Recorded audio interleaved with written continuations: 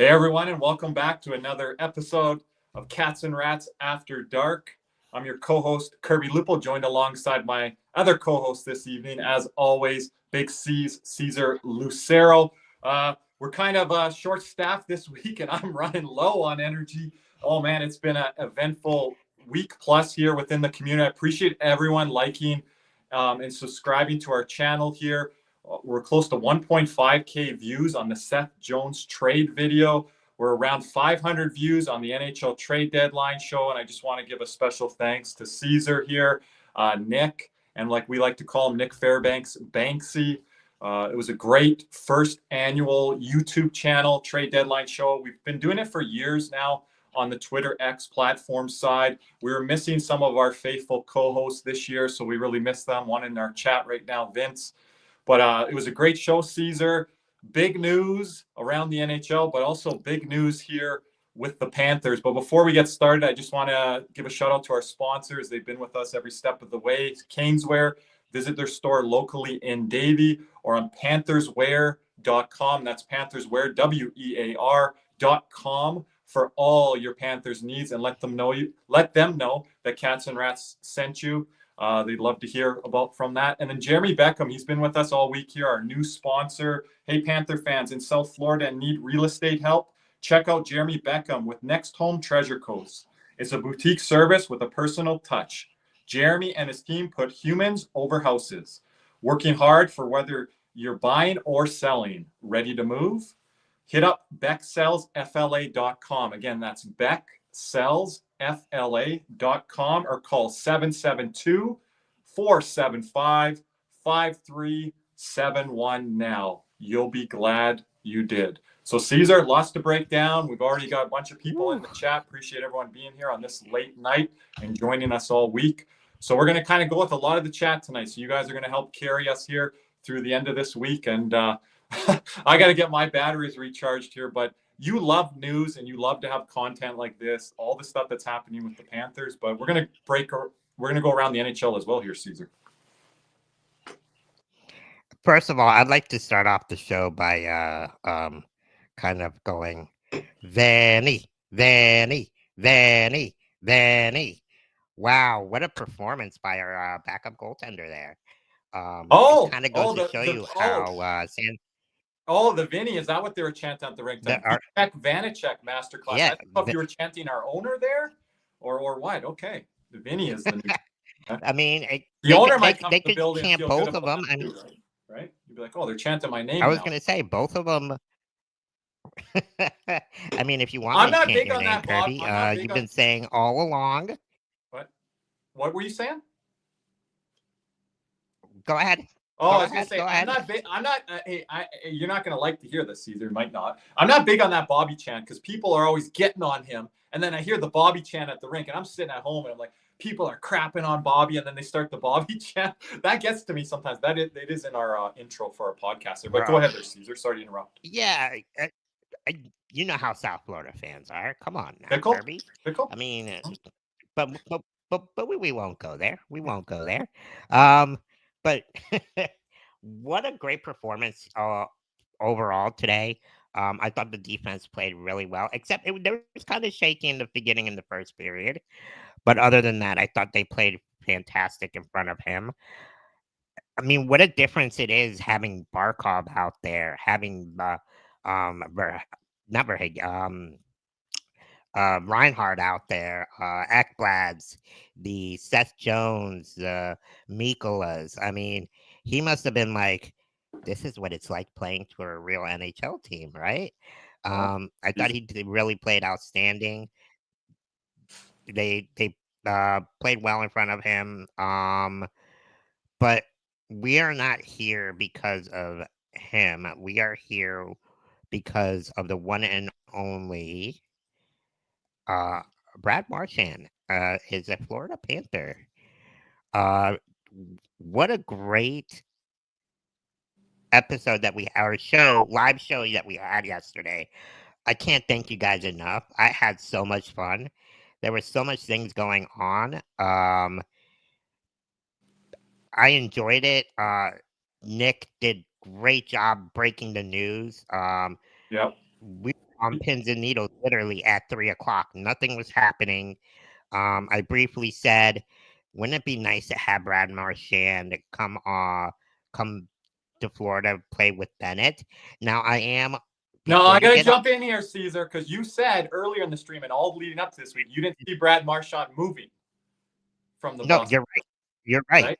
So I want to jump in with that because I did see that yesterday, and I was like, and maybe I got to go back and listen to you call it there, and that was a great moment there with all of us, kind of like, what the heck's going on here? Because we thought he was going to go to Vegas, but yeah, you kind of mentioned that there just before that announcement had happened, and Nick was being a little quiet, and I was like, what's going on here, right? So yeah, I didn't think either that he was going to move. I would say like 75% chance, and I never thought Florida. So I wasn't looking because I was hosting, so I wasn't clicking around with you and Nick. You guys were putting all the trades up, and you guys did a great job, by the way.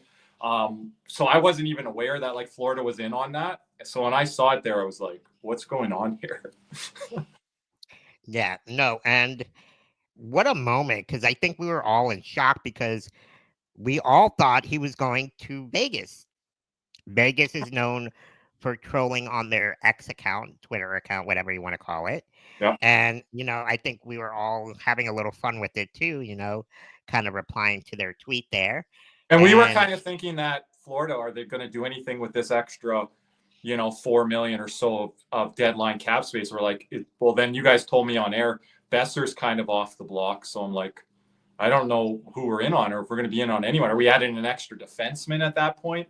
So we were kind of like really wondering what's going to happen here. And then that came like, and remember, I said, if the Panthers haven't tweeted anything out from their media side to say that they're done, that's interesting because they might be working on something, right? Because every past year, Jameson Olive, David DeWark, they'll say the Panthers are done. Bill Zito press conference upcoming. And you and Nick were watching The Wire really closely, Caesar, and you're like, nothing's been tweeted out yet.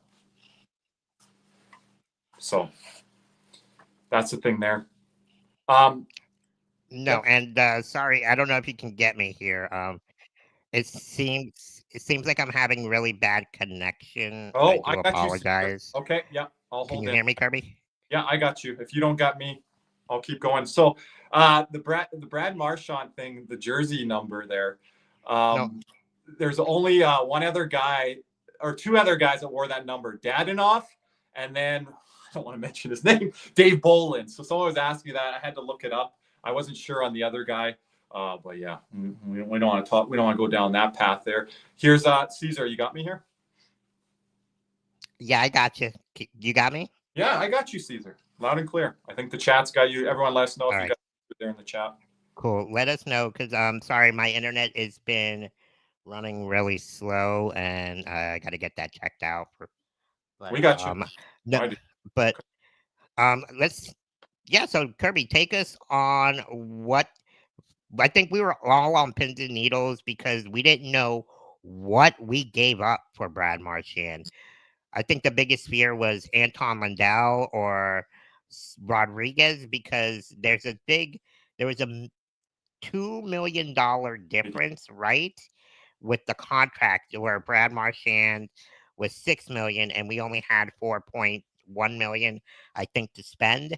So we'll refer to our capologist Vince in the chat there. But yeah, go ahead. So for us to not get the exact details of that trade, I think we did a great job of breaking that down live, and I thought that honestly I was more nervous than anything because even though I learned not to get attached to players, we all know how valuable Anton Lundell is to this team, and especially Rodriguez. So for Bill Zito to get a Marchand for only a second-round pick condition to turn into a first, correct, Kirby? And then retain 50% of his salary, people in Boston are pissed. People in Boston are mad. What do you think of this whole situation, Kirby? Yeah, so Lundell's name was out there because I did send you a clip. I want you to play it at the end of tonight from Spitting Chicklets Game Notes live stream. So we're going to go off the air with that tonight.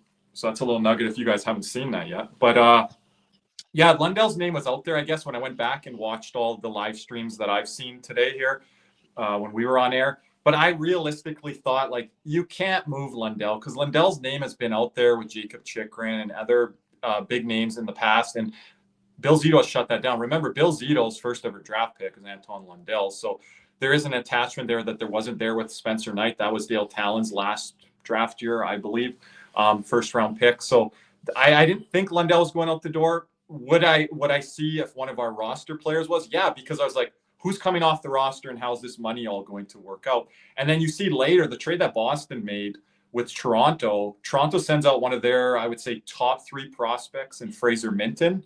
So I thought, are we giving up Jack Devine? Is Mackey in this deal? Because Mackey's a name that we have to talk about here. What's his role coming up here to the playoffs? Because when we're fully healthy, there's 3-4 guys that are going to be in and out of the lineup. You're going to see Brad Marchand probably slide in on that second line right wing side, or you might even see him on the third line. So we're like, is Etu going out the door? Is Erod going out the door perhaps? How's this money going to work?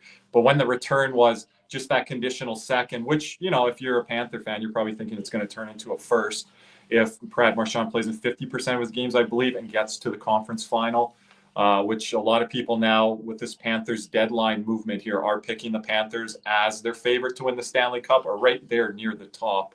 If you look over to the teams in the West with Dallas that we're going to get into here in a little bit, Tampa's getting a lot of praise of what they did here at the deadline, bringing back familiar face and Yanni Gourde.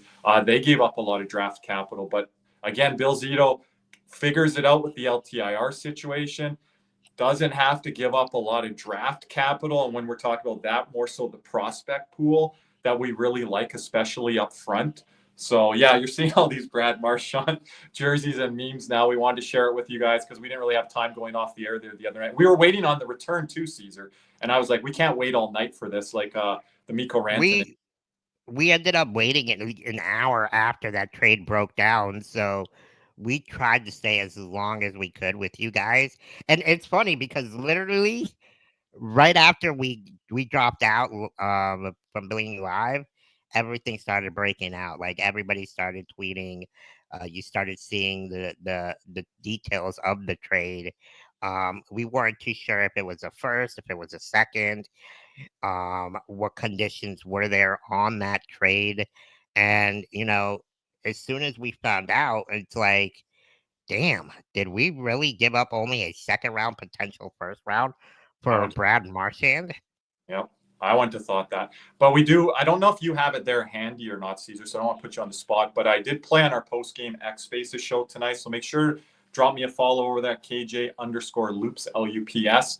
We played the Elliott Friedman Saturday night headlines, and it came down to Brad Marchand wanting to meet face-to-face with the Boston management, and he used the word compromise. I want to come, and I know you're at the rink, Caesar.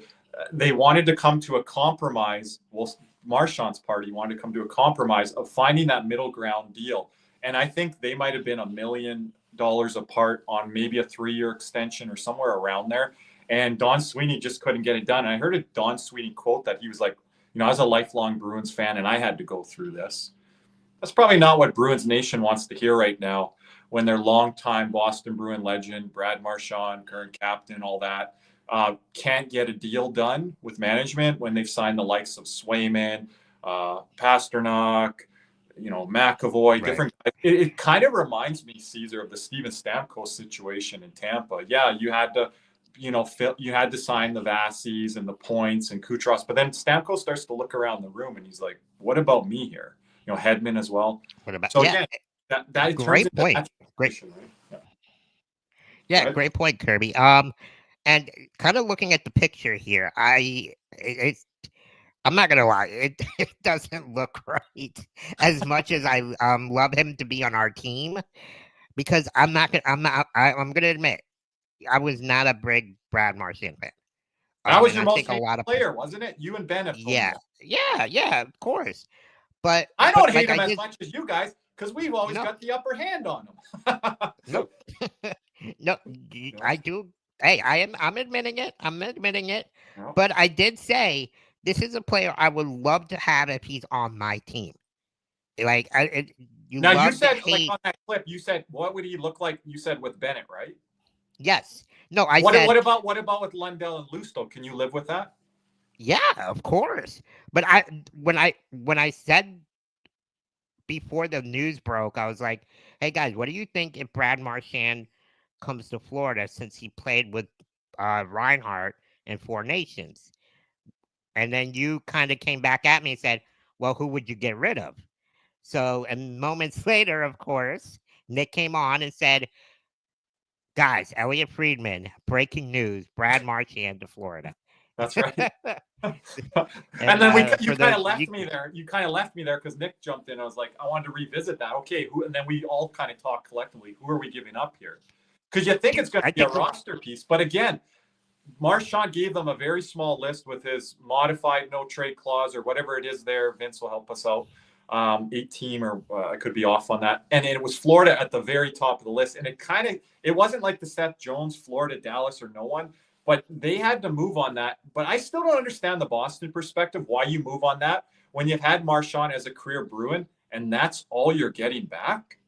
Why not just let him walk in the offseason? Or if he decides to retire, change of tune and wants to retire, I don't understand that. And them helping out Florida, I know they might not be matched up against Florida, but if they get into the playoffs, they would be potentially in that wild card spot. So a lot of it still doesn't make any sense to me. And I want to add to that Jersey point there, Caesar.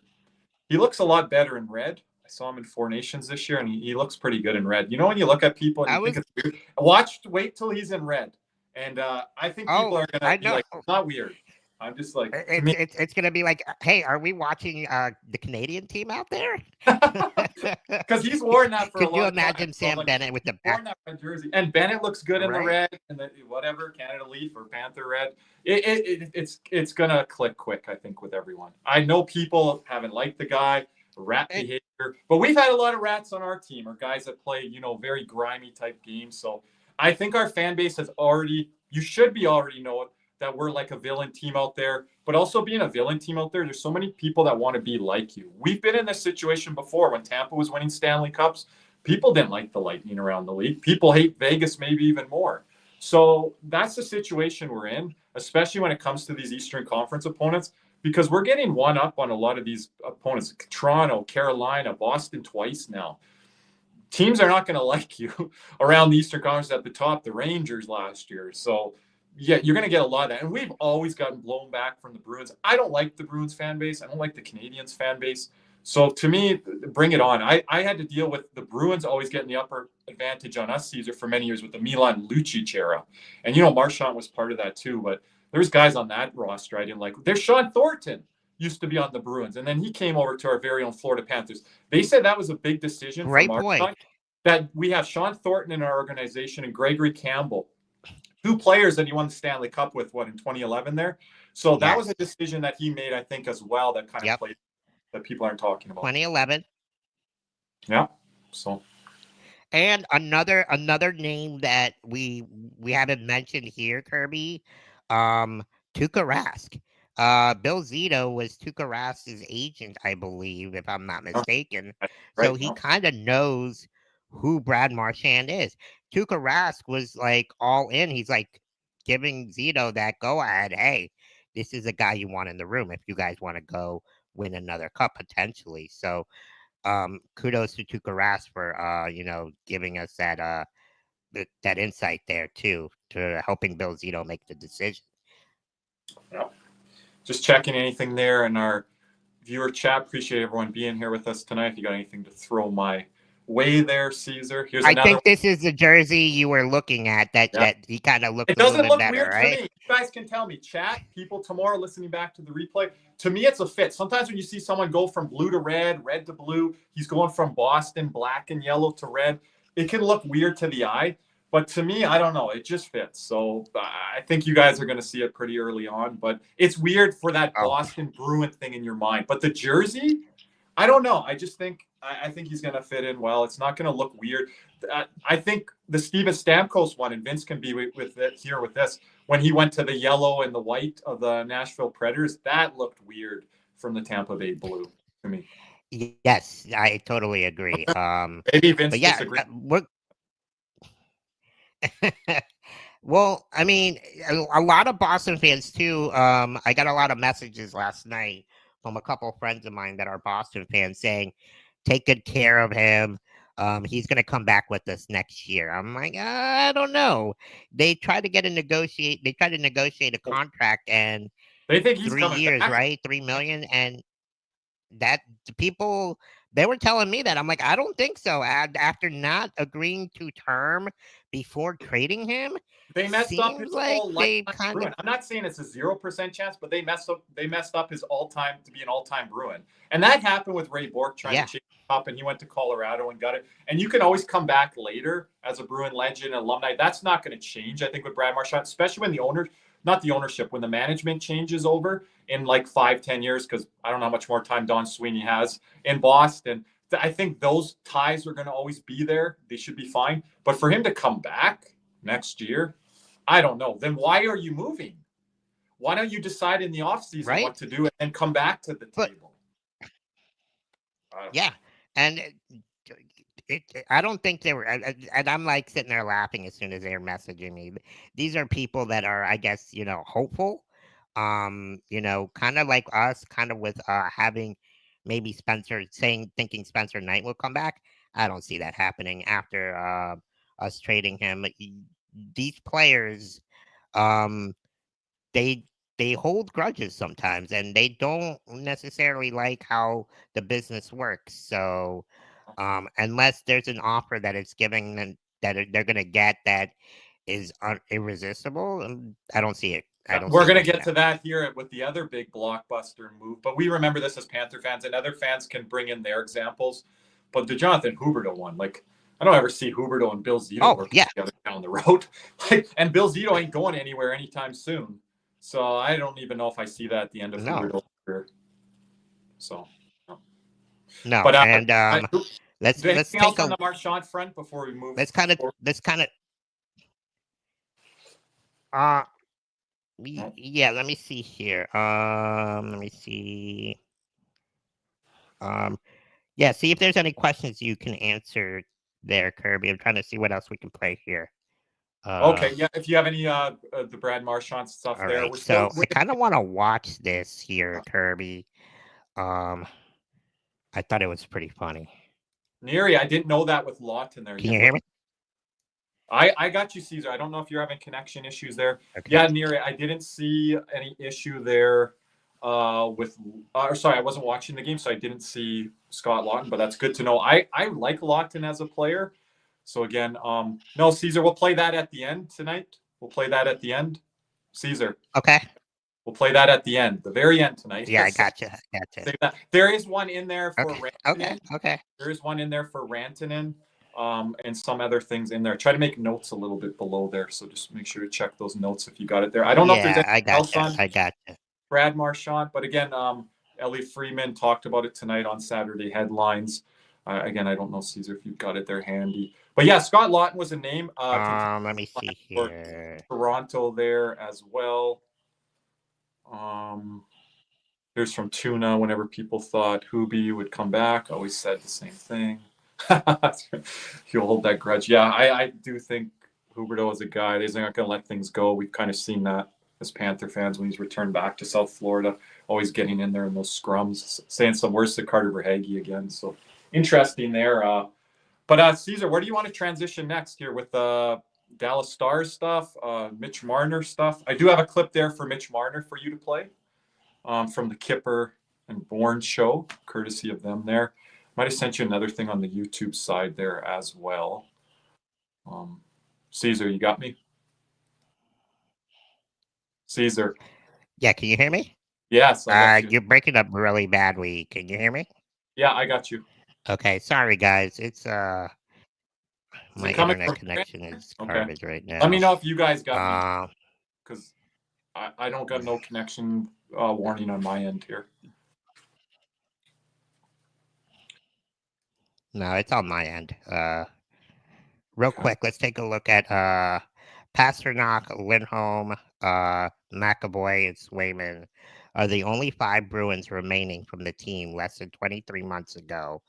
I love this GIF right there where Kachuk is celebrating there. What do you think, real quick, as we kind of cap it off here? Yep. I kind of thought a couple weeks ago that Boston was done. They weren't going to make the playoffs. And you never know.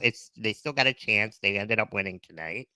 So yeah, what do you think of this real quick? Just to wrap on the Boston front, I got to give a shout out to Banksy. He was there at the beginning of the season saying that Boston doesn't have it and he doesn't see them in the playoffs. Myself, Nick, and Cody, we had them at the top of the Atlantic or very near there.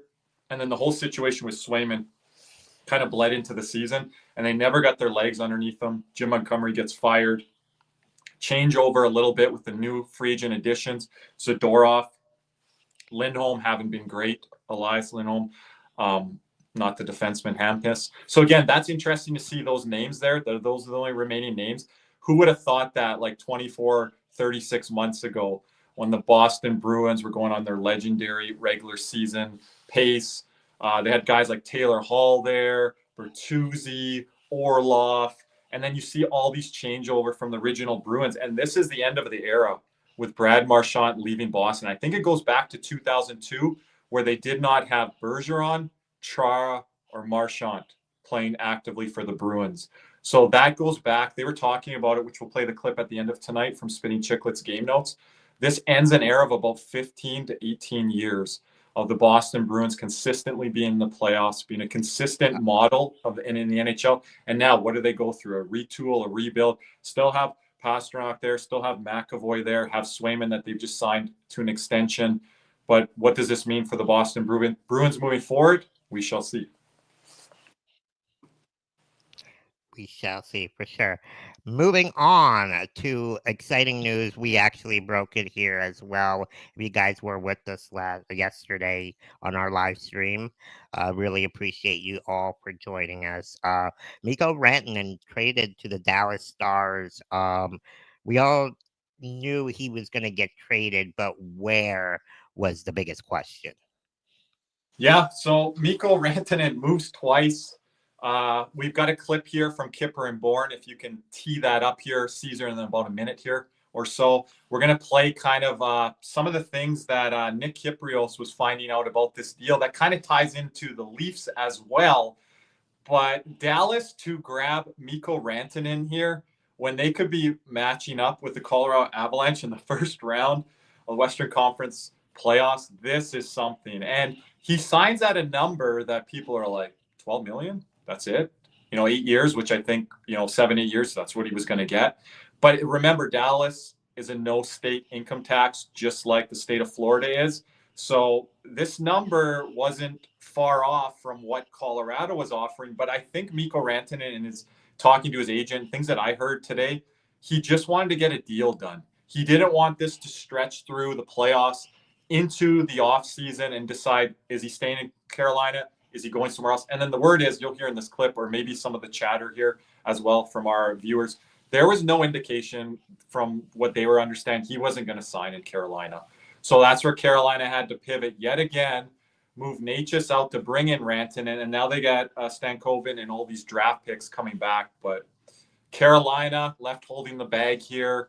GM Eric Tulsky doesn't look great here. But again, this is information that Nick Kypreos, again from Kipper and Bourne via Sportsnet, got this information and how the Leafs were in here on Rantanen. So if you want to play it here, Caesar, I'll be quiet. The Leafs had Minton, Cowan, as I understand it, and 2 firsts on the table. Wow.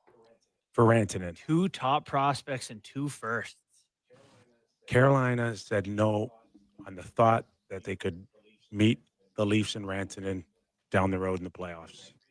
They went out west. Didn't want to run into Rantanen. They did not want to run into Rantanen. They did not want to run into the Toronto Maple Leafs in the playoffs, and they're pushing them out west. I believe that the Leafs were willing to spend anywhere between $105 and $110 million for Rantanen. We're talking 13 and a half. Wow. We're in the ballpark of 13. Yeah. 13 plus. Yeah. The Leafs had Minton. Wow. Yeah. Wow. That's the short end of. I recommend everyone go listen to that episode yesterday. So Friday episode of the Kipper and Bourne Show. You'll hear in the first 10-15 minutes there. Everything that was happening there on the Mikko front, and they end up moving Mint to Boston for Brandon Carlo there. So yeah. Interesting point. Wow, 13 and then that's kind of what you all were saying, that's something that he might end up getting, and it ends up that Dallas got him for 12 million, 8 years, about $1.5 million less than what Toronto was gonna potentially do. Yeah, it's crazy. And if he did go to Toronto, but I even said it yesterday. Some of our fans are clowning on here, Caesar. If he did go to Toronto, that plays into Mitch Marner's UFA status and John Tavares. But they're also coming out and saying, which we're going to share some Mitch Marner stuff here in a second. They could have worked with Mitch Marner's contract potentially with Tavares's, I believe, $11 million coming off the books, and then the cap going up. So they're not saying necessarily they would wave bye to Mitch Marner, but if you believe he was part of this deal, that there's other information coming out now that Rantanen in, Marner out, but he nixed waiving his no trade clause there. So a lot of drama in Toronto here. This is something we talked about with Carter Verhaeghe. If you go to him and ask him to waive his no trade clause in a Rantanen deal, and he doesn't, that's not going to turn out well. So if they went to Mitch Marner and he's like, what are you doing here? I'm not going. This is going to be very interesting come July 1st here in the offseason. What are the Leafs going to do at the playoffs with their core four that hasn't shown up in many circumstances? Have only got all the first round once. So yeah, here's some of the Mitch Marner stuff here that's coming out now. So you can read it there, Caesar, if you want to. Yeah, Mitch Marner reportedly declined to waive his no-trade movement clause for a potential Mikko Rantanen trade per report, Chris. Wow. So this is per TSN, right? Chris Johnson, yeah, I think he's with TSN. Used to be with Sportsnet. And then Elliot Freeman has something there as well. I don't know if we have it there shared in the chat. I don't know if I sent it to you earlier, but I think it's kind of being confirmed now. But again, whether it's speculation or not, or it's confirmed, this just makes it more spicy. To Toronto media, it's always something going on there. And Mitch Marner, we didn't hear a lot coming up to this trade deadline. We're like, okay, like Mitch is staying as an owned rental. They'll figure it out in the offseason if they're likely moving on from him or not. See how he does in the playoffs. Then Toronto might come back to the table and offer him a deal. But if they were already doing this and talking about this before the deadline, it's so funny tonight. Mitch Marner made a crucial turnover, then took a penalty. The Avalanche win the game. Are we back to old Mitch Marner? Marner might play well with the red on, but the blue and white of the Maple Leafs, maybe not so much here. I think it got a little overstated how well he played in Four Nations, but he did come up with some big plays in that tournament. But again, Mitch Marner, when the brights are the lightest, and right now he's going to have to deal with the media, field these questions. Caesar, he doesn't like dealing with the media.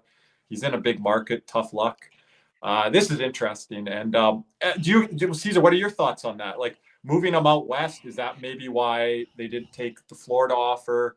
They already had the Dallas offer, obviously, on the table. There was things that were playing through Thursday evening into Friday. And then the deal finally came out of what Dallas was offering. But again, like, does this really move the needle for Carolina? Is Logan Stanko and these picks right now are not going to do anything. So I was going to say, like, you potentially traded a top center to potentially compete against Florida. You trade him out west. You didn't really get anybody to maybe to go over the edge over Toronto and Florida. I don't know what the heck they're doing. Beats me. I really don't know. It's what else? What other teams were involved? I guess. Maybe this will come out later on as the week goes on. Was Florida really in it? I don't know. I think old reports were out there, so I would tend to believe that if Florida's name was out there. I think it was out there for a reason, right? So Right. Did it come down to Carolina? Like, if Carolina doesn't want to help Toronto, why the hell would they want to help Florida? They have played And Florida. I said that yesterday. Final, right? And I so, said that yesterday. And I was like, you know, I know a lot of people are saying Florida is a big potential trade for Rantanen, but if it was me personally, I ain't trading against the team that I'm facing in the playoffs. If you're Carolina talking about. If I'm Carolina, yeah. You also stated that which me and Nick were pretty blown away. You weren't interested in Rantanen? I mean, I personally wasn't, but then again, he is a better player. Rantanen on the right side or whatever, the wing side of Barkov for the next 8-10 years. Like, I like Verhaeghe, but that's an upgrade there. I mean, what were we gonna do? How much money were we gonna have left to sign potentially a defenseman next season? Well, again, if you want to bring back Ekblad and Bennett, then no. But I personally lean Rantanen, and then you're only going to probably be bringing back one of those two at best, and it depends with Ekblad what his ask is. If it's not a favorable deal, then Florida's going to do the same thing that happened to Stamkos or Marchand with Ekblad. But I think maybe this is why Florida wasn't really all in on Rantanen, because maybe they knew maybe they potentially have a deal with Bennett and we don't know about. Maybe they have a deal with Ekblad that we don't know about. So we'll find out this offseason and see what ends up happening. So you make a valid point there, Kirby. But now Rantanen's locked in, and he's like, I don't want to deal with this drama in the offseason. I'm going to Dallas, and he's going to want to make Colorado pay here if that's the first-round matchup. And then the other news with Dallas, they signed, I'll say, Nick's not here, so I'm going to call my guy, Wyatt Johnston, and he signs an extension in Dallas. They decide to keep Wyatt Johnston, and they move Stankoven in the deal to Carolina. Carolina might have been asking for Wyatt Johnston. Maybe Dallas is like, no, we're not going to give up him. So then you have to give us Stankoven. And they're like, okay, we'll part with him. So that's interesting there because those are the two kind of future pieces in Dallas. One goes out the door now in the Rantanen deal. One gets extended in Wyatt Johnston. So that was an interesting and busy day as well for the Dallas Stars. And it's going to be interesting here. Dallas trying to push, get to that next step. We see Winnipeg out west trying to get there. Vegas quietly surprising quiet on that day of the trade deadline, I should say. The Oilers as well. I thought Ottawa did some good things there, bringing in Dylan Cousins, Zetterlund as well. So good things done there by the Senators trying to push for that wild card spot. Columbus, like I talked about on our trade deadline show, Caesar, they're not mortgaging the future for the run now. Their GM's even coming out and said, who knows if we even make the playoffs. So very honest and transparent there, even though a lot of people would give the inside track to Columbus, taking one of those two wild card spots in the East. So yeah, winners and losers of this day. Vancouver ends up standing pat by not moving Brock Besser there. That's kind of, I thought if you would ask me, Besser moves and Marchand stays. We kind of see the flip the script there where Marchand moves and Besser doesn't. Brock Nelson going to Colorado as well. So a bit of an arms race out there west. So Colorado, they did get suited up for a run here too. But if it's Colorado versus Dallas, Caesar, only one team's advancing. Just like last year, Vegas versus Dallas, only one team's getting by. We've seen it in the past with Florida against Tampa. Only one team's getting by. So very compelling matchups here. Yep. Who do you potentially see winning that series if it does end up being Dallas and Colorado? I'm a Colorado guy. I really like what they have there, but they're losing Rantanen, and now he would be with Dallas, and they have Marty Necas, which our co-host Cody calls a light switch. So yeah, Necas has looked really good in Colorado, but does that light switch get turned off in the playoffs? Because if it does, advantage and lean to Dallas there. And if Rantanen is doing all work, look at Rantanen's playoff numbers. And Nick's talked about this a lot. It's around 100 points in 80 playoff games. He's well over a point per game player. And again, that's playing with McKinnon and McCarr. I get that. But Dallas, they're no pushovers or slouches. The Wyatt Johnstons, Robertsons, Hintzes, Miro Heiskanen, if healthy, that's going to be a key element there. They need him, that horse on the back end. Ottinger and net. I like what they've done in net in Colorado with Blackwood, but Ottinger, he's put up some playoff numbers at times. What version of Ottinger you're getting? Cody would ask. That's a good question. But if you're getting a top end Ottinger, it could be a battle. Mm-hmm.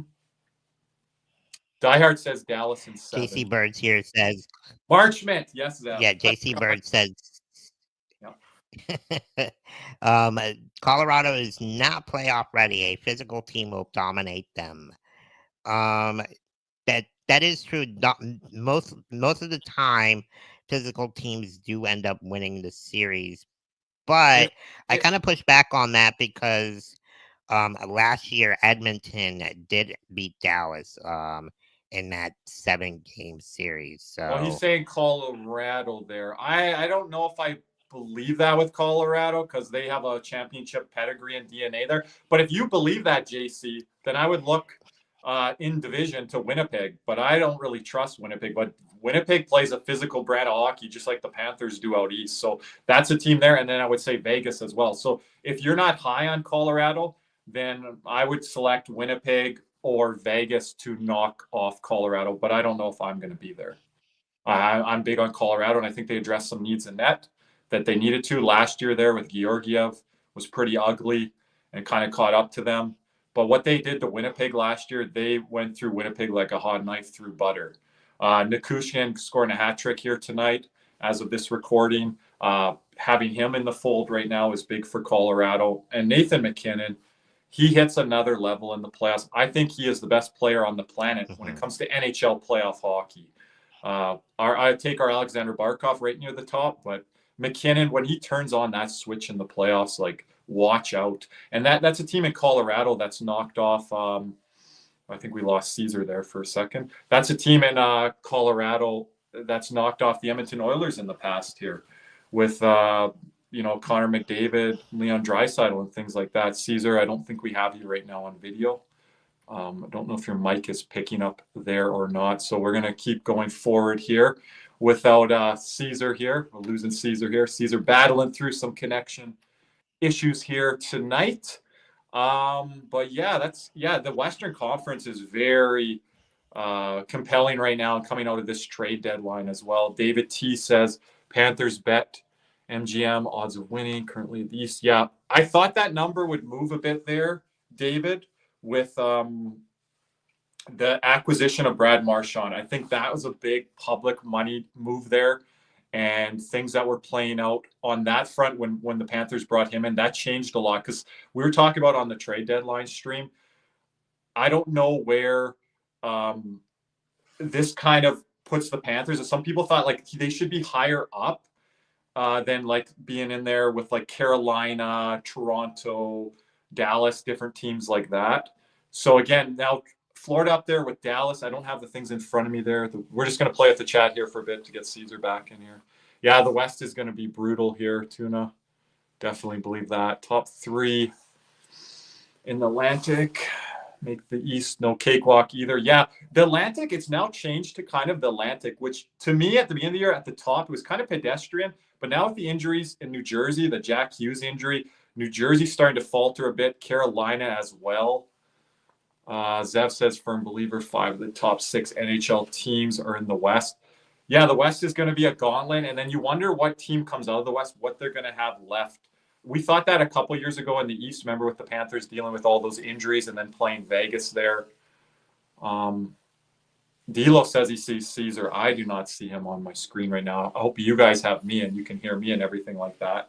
We haven't had too many technical issues since we've started here on the live stream, so that's been good. Not too many on the podcast. I screwed up on a thing this week. I apologize to Cody there. Cody had to clean up some stuff on my accord.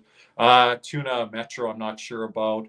But if Washington, Carolina play up to snuff, then they'll be tough. Yeah, Washington, like it's weird. They have that bit of pedigree with Ovechkin and things like that, but they've got like a new roster, a new coach in there and everything like that. Panthers ran the gauntlet and then fully ran out. Yeah, exactly, Zev. When they had to go through Carolina, Toronto, Boston. I think that took a lot out of that series. That was a physical series to start for the Panthers there in 2023.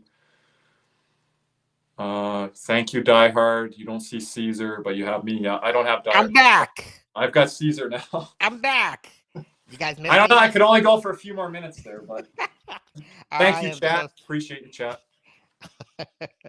Sorry about that. Yeah, my internet's not working right, but I'm back here. Now, that'll be a good indicator. Maybe we'll wrap in 15 minutes here, Caesar. So yeah, no worries. We got to get to that video at the end of the stream, so hopefully we have you for that. Yeah, for sure. Let's kind of answer some questions here. Question here That's is what I've been doing. how confident are we that Kachuk will be back for the first round? Worried about Zito not being coy. Expression of uncertainty here. First round, sure, I'm pretty confident. I don't know, 85, 90%. First game, no. I was talking about this on the post-game Spaces show. We didn't have Sam Bennett in the 2023 playoff run for the first game against Boston. He came back in game 2, I believe, if I'm not mistaken, and he was a big force there. So maybe Kachuk comes back game 2, game 3, game 4. I'm not 100% confident he does in game 1. For the first round, I think he would. But if we get off to a 2-0 series lead, maybe they monitor that. If we're not down 1-0 or even in the series, maybe they stretch it a little bit longer. I think it depends, Caesar, how the first round kind of plays out, if they are 50-50 on whether he's ready or not. But we've got a lot of time in between now and then to see. And I think it all depends on who we're playing in the first round, too. I think the Florida Panthers being on all-in with bringing Marchand in is to potentially help win the division. They want to win the division. They don't want to end up being playing Toronto or even Tampa Bay in the first round. So it is very important that we win the division. Let's play one of the wild card teams. Let's not play around with any of these, the second or third place in our division. Yeah, that would be Tampa and Toronto, and then they would have to match up with each other. So I think that's how Toronto and Tampa are feeling, especially Toronto. I think there's urgency for Toronto to try to win the division, the first division title they would have, if you don't count the WAC North Division during the COVID bubble there. Their first real division win since like 2000, 2001, 2002, something like that. So early 2000s, Toronto's trying to lock that down. But now Florida and Tampa have reloaded here after the post-trade deadline. So, yeah, Toronto in tough yet again. Right. We love to see that as Panther fans. Yeah.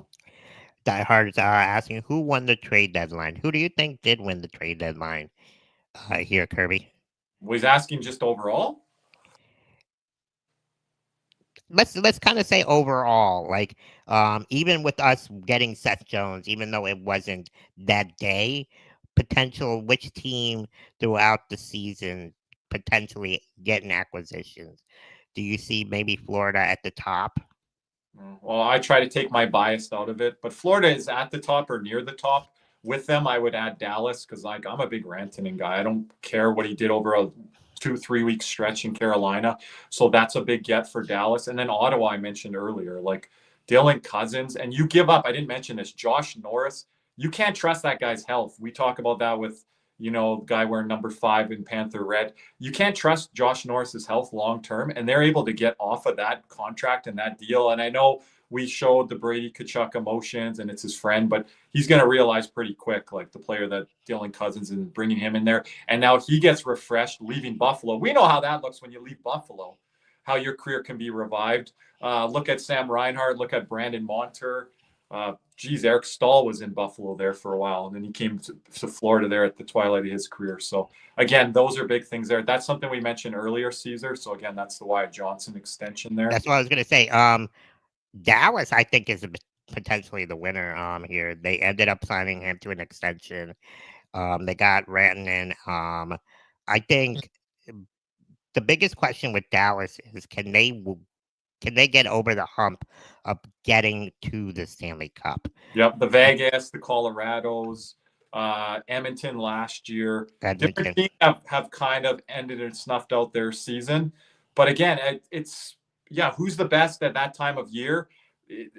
Dallas has some questions, but there's other teams that have bigger questions, like Winnipeg out west. That like if they're is this gonna be the President's Trophy curse here? If they end up locking that down, they can't have another early exit, And Pacific Division a little bit leaner, but I still believe in Vegas and Edmonton. Edmonton's big question mark though is in net.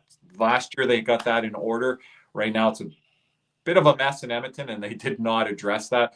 I don't know if Edmonton will be able to avoid Vegas this year, and that's going to be a tough matchup for Edmonton. So, yeah, if you get a Vegas-Edmonton matchup in the first, second round, obviously probably second round. If you get the Colorado matching up with Dallas in the first round, wow, you got some good Western Conference matchups here. And then even someone like Winnipeg, if like a Vancouver sneaks in, they've been a wounded animal here this year.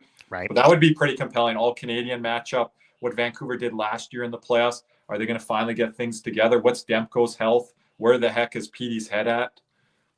That could be an interesting matchup, 1 versus 8, or whatever team gets in there in the West. They're going to probably be playing good hockey. St. Louis, Calgary, they're in the mix. So, yeah, I'm really looking forward to the West, but I'm also looking forward to the East here. You're going to get some new blood in here. If Columbus and Ottawa get in instead of the Bostons and New Yorks, you're going to have new blood. Those are my 2 teams that I picked to potentially win the wild card. I have Columbus and I have Ottawa. I think you guys picked maybe the Rangers. I don't see them. Maybe they do. They're still 4 points out. Or 2 points out there? It's very tight right now and close. Yeah, me and Cody lean to the Rangers. Of course, I've talked about Ottawa. Columbus, I still wonder there. Young team, very well coached. They have a chance to potentially jump New Jersey, especially with the injuries with Hughes there and the other injuries they have this week. And they didn't really do much at the trade deadline. A lot of New Jersey Devil fans that I know are pretty upset that they didn't make any moves, but they didn't want to trade any of their young assets to just make the playoffs this season. They kind of stood pat there. Yeah, Nemich's, Tuna's got all the prospects there. Tuna would have been great for a trade deadline there. So New Jersey kind of stood pat there with some names and asks that were probably being asked if New Jersey was in on anything. So yeah, they kind of stood pat. It's unfortunate because they're kind of in. They're especially not, with the way Mark take that next step right now. Yeah, with Markstrom playing really good this year, although he's out with injury. But when he does come back, we've seen he's been really, really good this year. And I don't see them. They didn't make any moves to potentially help him stay in that 3rd spot in the West or in the Central there. Thank you, Tuna. Casey was one of the names I was thinking of. Thank you. Thank you, Tuna. So yeah, definitely it's going to be interesting to see who makes the playoffs here. And especially for the Florida Panthers making that run and potentially winning the division. I think that's really important for us. Oh, hold on here, Doomed D'Lo. Oh, they don't got Dougie Hamilton again. Oh. I'm so surprised. Right? What was he going to do in the playoffs anyways? But I digress. Right? Yeah, I don't know. Pretty crazy here. I think the West is wide open. The East, you could potentially say there's going to be maybe 4 teams that are going to be there at the end.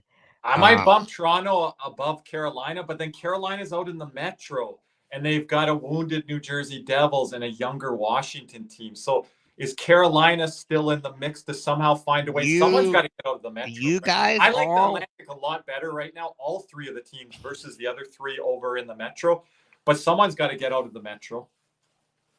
And I don't really know. I'm kind of with Tuna here. You guys are all down on Washington. I mean, they potentially are going to be the top in the East, and a lot of you guys don't have confidence in Washington, which we were top of the East one time, and we got swept in the second round. But I just don't see. I think Washington's a little bit different here, in my opinion. Different than what? Different than the President's Trophy Florida Panthers? I don't know about that, Caesar. They defensively, they're better. Okay. But the young coach that hasn't been there yet, that made the extra step this year. Last year, yeah, they got in. They got some experience there. Goaltending? They're going to go on an Eastern goaltending? Bob wasn't that great year, the President's Trophy year.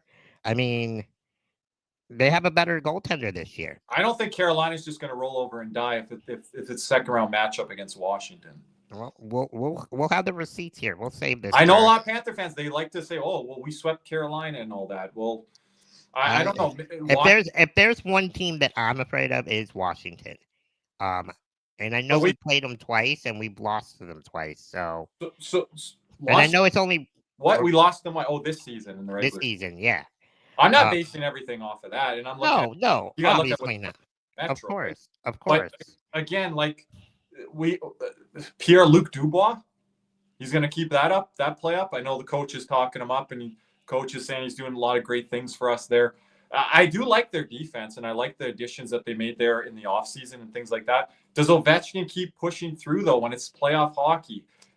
That's different than regular season hockey. We saw kind of how we kind of shut him down at times in that playoff matchup, and that was a couple of years ago. Yeah. Like, he didn't go off on like it was TJ Oshie and Carlson and other guys like that. So I don't know. I don't know who I'm going to have coming out of the Metro. Ovechkin does have that playoff experience. He's been there. He's won a Stanley Cup. How are those legs going to be every second night, Caesar? Sometimes when the playoffs is on, it's a different animal. You get that adrenaline rush. And maybe I'm different. Different. Chat. I don't know on that. Chat, save this clip because you're picking the teams that are in the wild card spot at the top of the divisions. That's an easy thing to do. That's not how it always plays out. That's not like right now Ottawa and Columbus are in a wild card spot and then Washington's at the top. That's not how it's always going to play out in the playoffs. No, you're right. You're right. We know that as Panther fans. Yeah. Right? But I don't think like Washington. I'm just saying if there's a team that I'm worried about, it is Washington. But that's just my opinion. Okay. I know how they played against us. I get that. But I'm talking about like against Carolina. Carolina can play 2-1 hockey, 3-2 hockey games. And if Washington, they're going to have to stay disciplined with that. I think that kind of plays into Carolina's hand, to be honest with you. If it's a kind of like close scoring games, I think that's a 6-7 game series. We'll have to see how it plays out when we lead up to it here. But I'm not punching Washington and Winnipeg into the conference finals. I'm not doing that at this moment. All right, we'll see. We'll next. Great conversation there. I love it. See, you're taking Cody's spot here tonight. Kirby and I don't always agree, gentlemen and ladies and gentlemen here. So yeah, but yeah. Sometimes it's you and Cody going at it, but you're taking Cody's spot tonight, and then I'm filling in for Cody. There we go. But yeah, remember the look that Cody gave you about Ekblad there? You said Ekblad's going to take $4.5 million all month. I said 4.5, 5. Okay. Yeah, Cody's like, he looked away from the camera. He's like, he's not doing that. Right. Cody, we miss you. We do. We definitely did. We missed him yesterday. That's for sure. Could you imagine his reaction once that Marchand trade would have happened? We did have him though. He did call in. So he was with us there. We got his call in there. Thank you, Nick. So we got a couple more minutes. 5 more. We're gonna play that clip at the end there, Caesar. But we kind of got through the Marner stuff, the Rantanen stuff, the Marchand stuff. I don't know if we have anything else. We just wanted to kind of react to everything post-trade deadline here and just kind of focus on that as kind of a wrap up here. Next week on the Cats and Rats podcast episode, we might bring in a Boston Bruins guest to kind of give us now the Brad Marchand perspective. But if we don't, it's going to be nice to hear from Cody in full, and we'll kind of break down Brad Marchand. And then as well, like the new Panthers as well. Like I'm really high on Mikko Sturm. We'll get into that on the podcast side. But that's a big move. I said you need a 4C if you're serious about winning the Stanley Cup. A lot of people push back on me this year, Caesar, with Nosek. I'm like, that's dude ain't it. No, and I've said it in spaces too. I'm like, we need somebody to possibly replace Nosek or Gadjevich in there. We need another forward, and a potential center. And Sturm was really, really good at the faceoffs today. He won a few of them in the He was 87% at one point. And dude, he's just so unbelievable. And what an advantage it's going to be in the playoffs, especially when, let's say you're down 1 goal potentially, and you're trying to tie it up in the zone. Maurice could easily put him in there to win the faceoff, right? Well, how about if you're up by 1 goal just to defend the lead? Exactly. Yeah, great point. Or even on the penalty kill. You know, he's going to play. You saw that tonight. You were at the rink, right? He was zooming. Oh man, he was zooming. And you know what I loved? What he said, I believe yesterday in his interview. He's like, I'm really excited not only to just play defense, but I actually get to play offense for once now.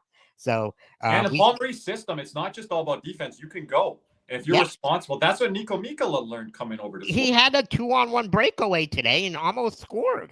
Yep. So he's like, man. That's what the film was showing me when I was watching someone with Nick.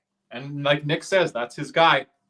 He's just long, rangy, PK. Probably played, like, again, I said around 12 minutes a night. He's right around that. I think in the playoffs, you don't really have to lessen that. Paul Maurice going to be able to roll 4 lines here. I really question if we could do that with the lack of depth that we had at the 4C spot going into the playoffs.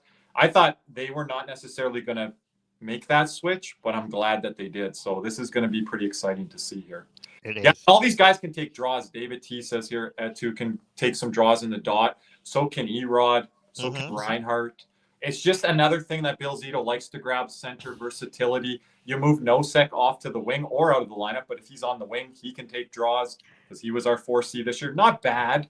He did play tonight. Gadjevich was out for personal reasons. Yeah, and I think they're going to rotate him in and out, but we'll see when the lineup's healthy. There's going to be some tough decisions they make, even with a guy like AJ Greer, who's been unbelievable this year. Tough decision. Oh, man. I was so happy to see him get that goal. I'm like, damn. This year, he's been like snake bit so many times. He had so many opportunities. It's just not there. Couldn't quite finish there. So it was really good to see him score tonight.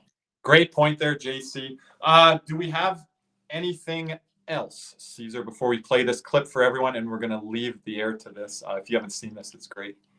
Let's see here. Anything else, gentlemen? Let's see. Well, Tuna, his numbers were up that high. Okay, I thought it might have been a little lower than that, so that's good. Okay, that's good to know.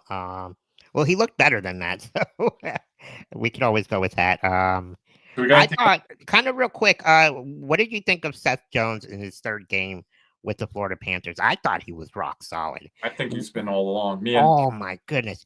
What I've noticed about him is he's not afraid to jump up on the rush and make those quick offensive decisions. And he makes them, with not even thinking.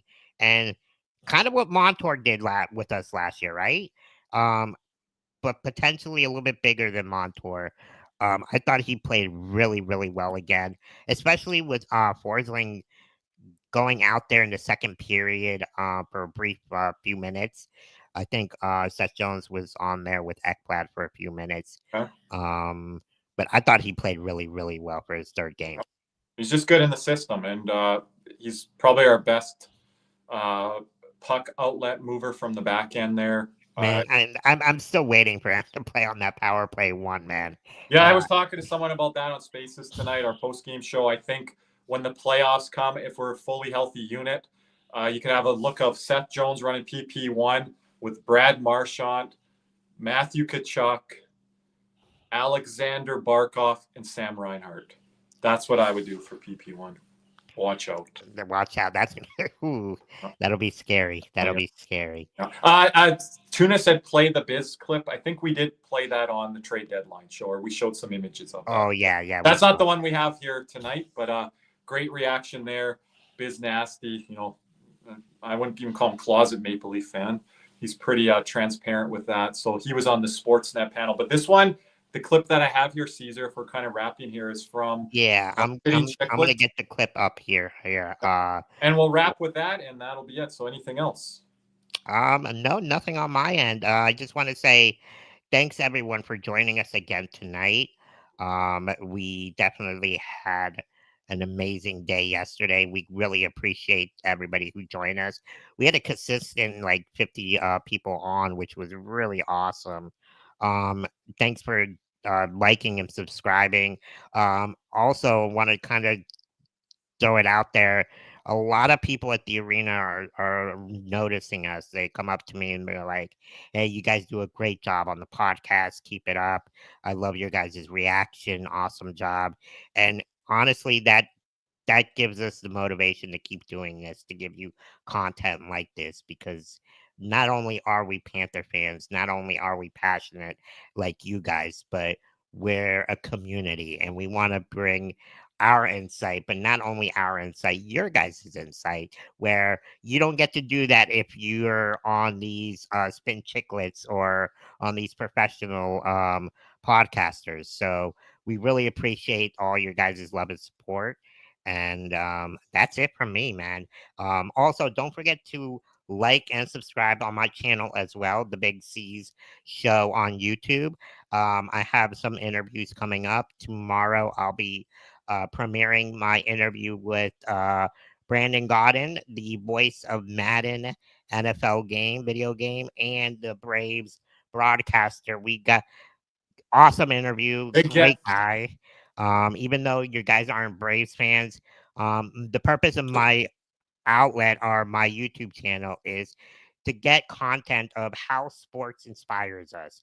How it's not just about winning and losing, but how it helps us cope with anything that we're dealing with in the week, and how it motivates us and drives different things to enjoy out in life, and not just about, like I said, winning and losing. So relax there, tune in the chat. He says he might get Jessica Blaylock coming up here. So yeah, don't worry. I got that coming. So I'll just add this before we play the video. I don't know if I'll be getting a lot of Florida Panthers content, because like Colby Cohen said on Morning Cup of Hockey, trying to get Steve Goldstein is harder than trying to get the president or whatever. So anyways,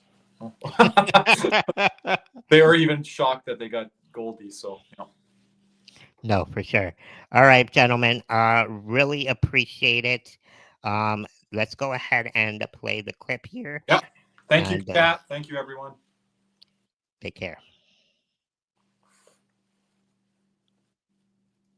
Elliot Friedman, Marchand to Florida possibility. Oh my God! Florida? Florida of all teams? Fucking Florida? I don't know. Oh my God. Did I not say Florida earlier? I said he's going to go to Florida. He's going to sign on a cheap deal. Fuck! Remember we were talking at Four Nations, like, wow, Marchand's on a line with Bennett. This is just working out perfect for them. It's pretty incredible that, like, you get lucky. You get lucky that your best player gets hurt. It's not lucky because he's hurt, but you also are your team's back to the elbow room, boys. Get the warm tequila shots ready, G. Florida? Are you kidding me? Of all teams, the Florida Panthers. I said 2 teams would break me. 2 teams, the Toronto Maple Leafs or the Florida Panthers. I think I got to go like chain myself out front of Don Sweeney's office, chain myself to the Bobby Orr statue or something. DraftKings Sportsbook already has a handshake. Marchand and Bennett from rivals to teammates.